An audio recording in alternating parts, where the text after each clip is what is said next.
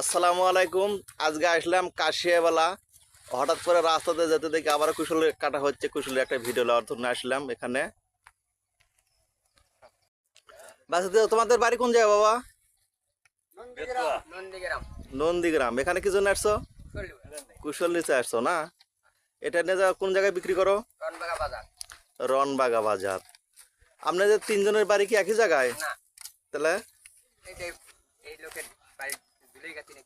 তোমার বাড়ি কোন জায়গা? ভুঁইয়াগাতি। ও, ভাতিজাতে ঘুরো বাবা, ঘুরো ঘুরো। তোমার বাড়ি কোন জায়গা? রনবাগা।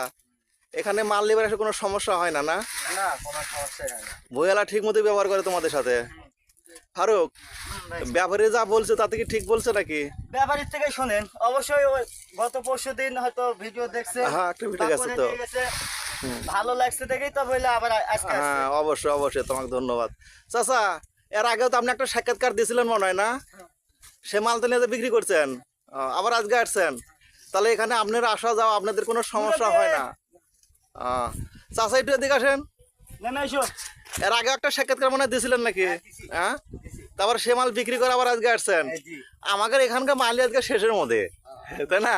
হয়তো আর 2-4 দিন নিতে পারবেন। ওই সামনে একটা ক্ষেত দেখা যাচ্ছে, আর 2-4 দিন হয়তো নিতে পারবেন।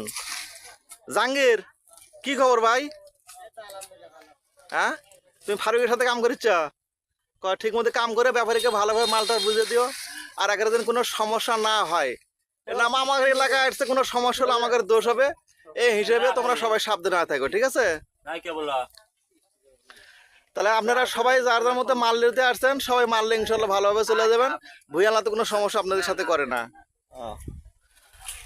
মামা, কি খবর? মাল তোমার মাল কোন জায়গায় বিক্রি করছো?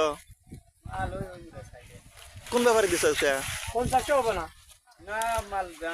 না, এরা দূরের লোক, যখন যা আসে চাই একের সেই হিসেবে মালটা দিয়ে দে বাবা, ঠিক আছে? তার কারণে বাইরের লোক এরা একের সাথে ভালো ব্যবহার করলে আবার এরা চলে আসবে আবার এখানে। সবাই ভালো থাকেন। আসসালামু আলাইকুম।